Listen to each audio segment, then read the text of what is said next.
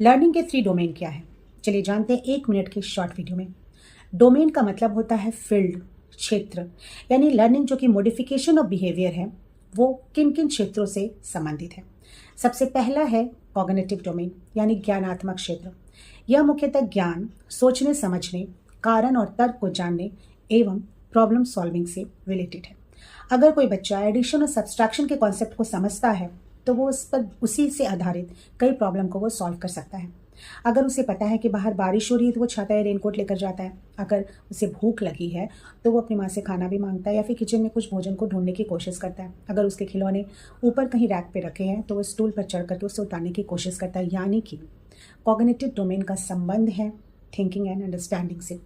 दूसरा है affective domain यानी भावनात्मक क्षेत्र, जो कि संबंधित है इंटरेस्ट, फीलिंग्स, वैल्यू, एटीट्यूड से। अगर कोई बच्चा किसी ज़रूरतमंद की केयर करता है तो उसके प्रति उसमें काइंडनेस आती है, इम्पैथी की भावना का विकास होता है।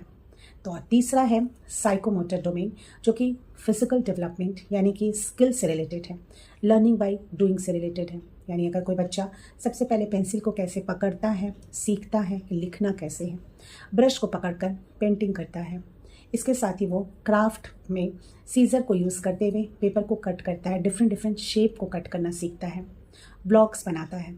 तो जो साइकोमोटर डोमेन है वो डू और परफॉर्म से रिलेटेड है। यानी कॉग्निटिव डोमेन का रिलेशन जो है वो हेड से है और अफेक्टिव डोमेन का रिलेशन जो है वो हार्ट से है और साइकोमोटर डोमेन का जो रिलेशन है वो हैंड से है।